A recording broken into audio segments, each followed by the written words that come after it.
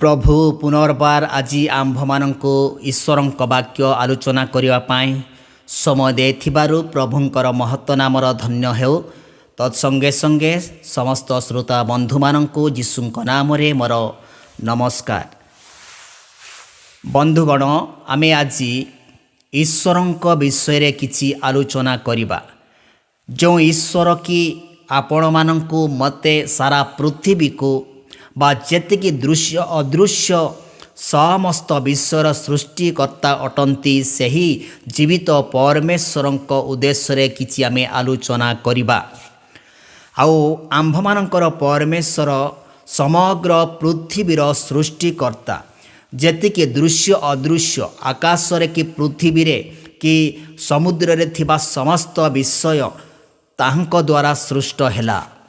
କିନ୍ତୁ ଯେତେବେଳେ ଆମେ ଦେଖିବା ରୋମିଓ ପୁସ୍ତକ ତାର 1 ଅଧ୍ୟାୟ 21-25 ପର୍ଯ୍ୟନ୍ତ ବିଷୟ ରହିଅଛି।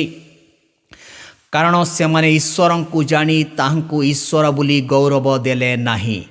ସେମାନେ ଈଶ୍ୱରଙ୍କୁ ଜାଣି ଈଶ୍ୱର ବୋଲି ତାକୁ ଗୌରବ ଦେଲେ ନାହିଁ, କିନ୍ତୁ ଆପଣା ଆପଣା ଅସାର ତର୍କ ବିତର୍କରେ ଜଡ଼ିତ ହେଲେ।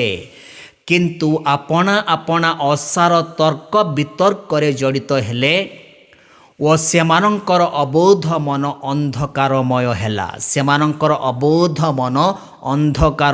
ହେଲା।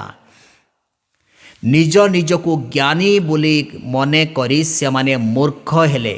ଲେଖାଯାଇଛି, ନିଜକୁ ଜ୍ଞାନୀ ବୋଲି ମନେ କରି ସେମାନେ ମୂର୍ଖ ହେଲେ। ପୁଣି ଅକ୍ଷୟ ଈଶ୍ୱରଙ୍କ ଗୌରବକୁ କ୍ଷୟଣୀୟ ମନୁଷ୍ୟ, ପକ୍ଷୀ, ଚତୁଷ୍ପଦ ପ୍ରାଣୀ, ସରୀସୃପାଦିଙ୍କ ଆକୃତି ଯୁକ୍ତ ପ୍ରତିମାରେ ପରିଣତ କଲେ। ଏଠି ଆମେ ଦେଖିପାରୁଛୁ ଯେ ସେମାନେ ନିଜକୁ ଜ୍ଞାନୀ ବୋଲି ମନେ କଲେ, କିନ୍ତୁ ସେମାନେ ଯେ ମୂର୍ଖ ତାହା ସେମାନେ ବୁଝିପାରିଲେ ନାହିଁ। ସେମାନେ ମୂର୍ଖ କେମିତି ହେଲେ? କାରଣ ଲେଖାଯାଇଛି ଯେ ଅକ୍ଷୟ ଈଶ୍ୱରଙ୍କ ଗୌରବକୁ କ୍ଷୟଣୀୟ ମନୁଷ୍ୟ, ପକ୍ଷୀ ଓ ଚତୁଷ୍ପଦ ପ୍ରାଣୀ, ସରୀସୃପାଦିଙ୍କ ଆକୃତି ଯୁକ୍ତ ପ୍ରତିମାରେ ପରିଣତ କଲେ ବୋଲି ଲେଖାଯାଇଛି। ମାନେ ଆମ୍ଭମାନଙ୍କର ପରମେଶ୍ୱର ସେ ଗୌରବମୟ ରାଜା, ସେ ଜୀବିତ ପରମେଶ୍ୱର, ସେ ସୃଷ୍ଟିକର୍ତ୍ତା। କିନ୍ତୁ ସେହି ସୃଷ୍ଟିକର୍ତ୍ତାଙ୍କୁ, ସେହି ଜୀବିତ ପରମେଶ୍ୱରଙ୍କୁ, ସେହି ଗୌରବମୟ ରାଜାଙ୍କୁ ମନୁଷ୍ୟମାନେ କ'ଣ କଲେ?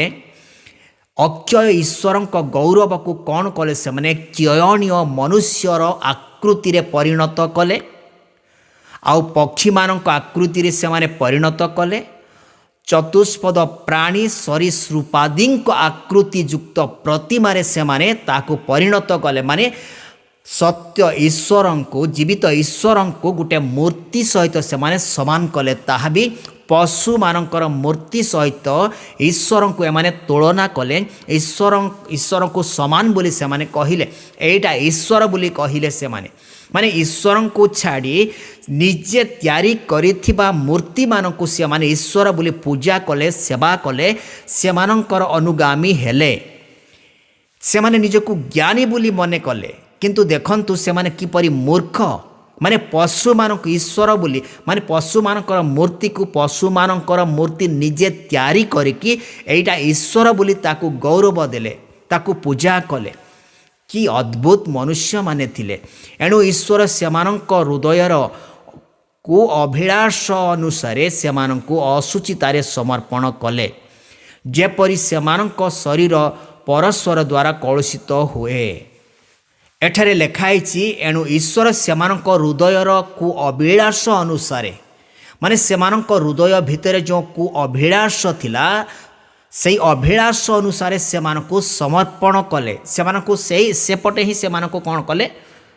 ଗୌଡ଼ି ଦେଲେ, ଛାଡ଼ିଦେଲେ। ଯେମିତି ସେମାନେ ଇଚ୍ଛା କଲେ ସେମିତି କରିବା ପାଇଁ ସେମାନଙ୍କୁ ଛାଡ଼ିଦେଲେ। ଆଉ ଲେଖାଯାଇଛି ସେମାନେ କ'ଣ କଲେ? ସେମାନେ ସେମାନଙ୍କ ଶରୀରର ପରସ୍ପର ଦ୍ୱାରା କଳୁଷିତ ହେଲେ ବୋଲି ଲେଖାଯାଇଛି। କାରଣ ସେମାନେ ଈଶ୍ୱରଙ୍କ ସତ୍ୟ ପରିବର୍ତ୍ତେ ମିଥ୍ୟା ଗ୍ରହଣ କଲେ। ସେମାନେ ଈଶ୍ୱରଙ୍କ ସତ୍ୟ ପରିବର୍ତ୍ତେ ମିଥ୍ୟା ଗ୍ରହଣ କଲେ ଓ ସ୍ରଷ୍ଟାଙ୍କ ପରିବର୍ତ୍ତେ ସୃଷ୍ଟ ବସ୍ତୁର ପୂଜା ଓ ସେବା କଲେ। ଏମାନେ କ'ଣ କଲେ? ମାନେ ସତ୍ୟ ଈଶ୍ୱରଙ୍କ ପରିବର୍ତ୍ତେ ମିଥ୍ୟାକୁ ସେମାନେ ପସନ୍ଦ କଲେ, ଗ୍ରହଣ କଲେ। ଆଉ ସ୍ରଷ୍ଟାଙ୍କ ପରିବର୍ତ୍ତେ ସୃଷ୍ଟ ବସ୍ତୁମାନଙ୍କୁ ପୂଜା କଲେ, ସେବା କଲେ। ଏଥିପାଇଁ ସେମାନେ ନିଜକୁ ଜ୍ଞାନୀ ବୋଲି ଦେଖାଇ ହେଲେ ମଧ୍ୟ ସେମାନେ ମୂର୍ଖ ହେଲେ। ବର୍ତ୍ତମାନ ଆମ ଭାରତ ଦେଶରେ ଯଦି ଦେଖିବା, ଅନେକ ଲୋକମାନେ ପଶୁମାନଙ୍କୁ ଈଶ୍ୱର ବୋଲି ମାନନ୍ତି, ଗାଈକୁ ଗୋମାତା ବୋଲି ମାନନ୍ତି, ବିଭିନ୍ନ ପ୍ରକାର ଜନ୍ତୁମାନଙ୍କୁ ଈଶ୍ୱର ବୋଲି ସେମାନେ ମାନନ୍ତି, ସର୍ପକୁ ଈଶ୍ୱର ବୋଲି ମାନନ୍ତି, ଆଉ ବାଘମାନଙ୍କୁ, ଆଉ ଆକାଶରେ ଥିବା ସୂର୍ଯ୍ୟ ଚନ୍ଦ୍ର ତାରାମାନଙ୍କୁ ମଧ୍ୟ ସେମାନେ ଈଶ୍ୱର ବୋଲି ମାନନ୍ତି। କିନ୍ତୁ ସେସବୁ ସୃଷ୍ଟ ବସ୍ତୁ, ଜୀବିତ ଈଶ୍ୱର ସେହି ସମସ୍ତ ସୃଷ୍ଟ କଲେ, ସୃଷ୍ଟି କରିଛନ୍ତି ଈଶ୍ୱର।